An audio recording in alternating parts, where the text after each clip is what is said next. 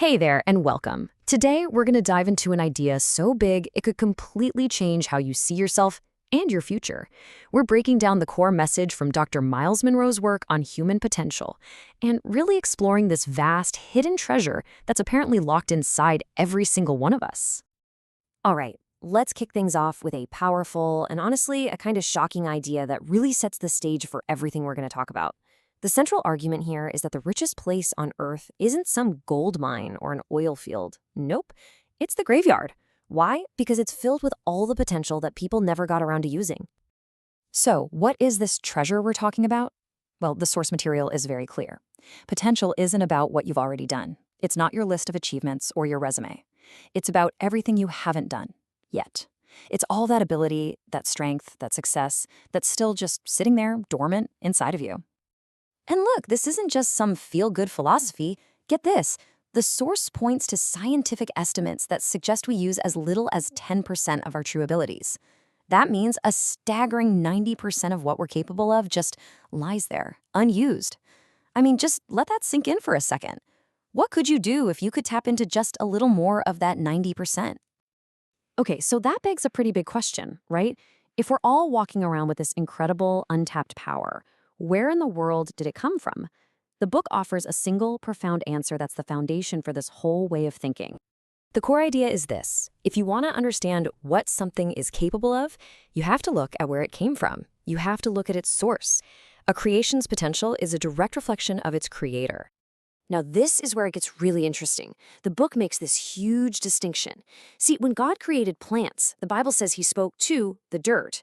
To create fish, he spoke to the water. So their potential is limited by their source material, dirt and water. But when it came time for humanity, the story's different. God spoke to himself, saying, "Let us make man in our image."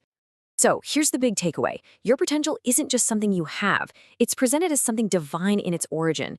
It's a direct piece of your creator. The book says he literally leaked some of himself into you. And that means your potential is as vast and limitless as its source. All right, if we all have this vast, almost godlike potential, then why do so many of us feel so stuck, so average? The book uses this brilliant metaphor to explain it, the idea of a capped well. Something is actively holding our potential down.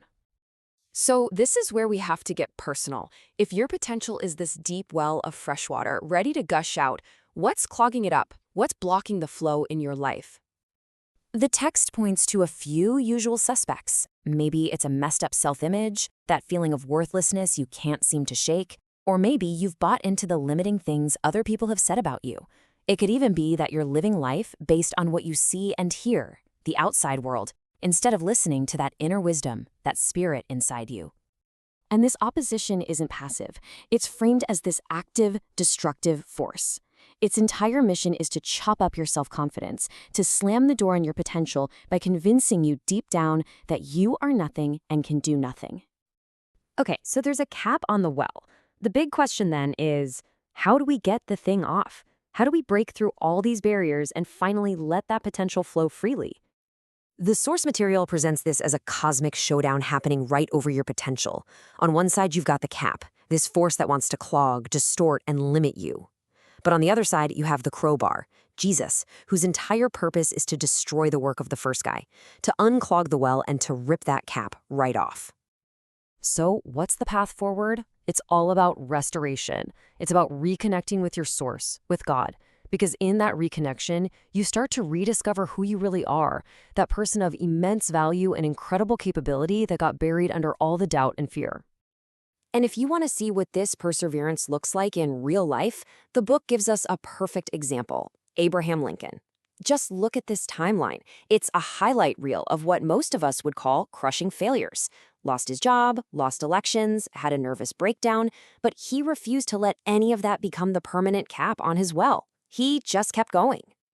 Now, understanding all this stuff is huge. It's the first step, but it's only half the battle. The book argues that to truly release your potential, you can't just think about it. You have to create a concrete blueprint for action. And there's a clear 4-step process for this. It all starts with a silent thought. Then that thought gets a little stronger and becomes an idea, a concept. From there, your imagination kicks in, and you start to see it, to build a visual plan in your head. But here's the absolute game changer. You have to get it out of your head and onto paper.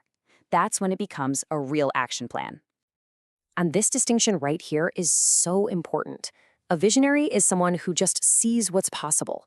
But a missionary is the one who takes that vision, writes it down, and then goes on a mission to actually build it. That's the person who changes the world. And here's why that written plan is non-negotiable. It's like an anchor to your future. Without a clear goal pulling you forward, the current of your past, all your old habits, your old fears, it's just going to drag you right back to what you know. And that well stays capped. And this brings everything full circle with one final, powerful challenge. That treasure inside of you, your songs, your books, your ideas, it was never meant just for you. It's a gift for the world. And to die with it still locked inside you is, in a way, to rob the next generation. So we end right back where we began, but with a new perspective. Knowing that the wealthiest place on earth is the graveyard, the question you have to ask yourself is, what treasure is locked inside you? What are you supposed to bring into the world before your time is up?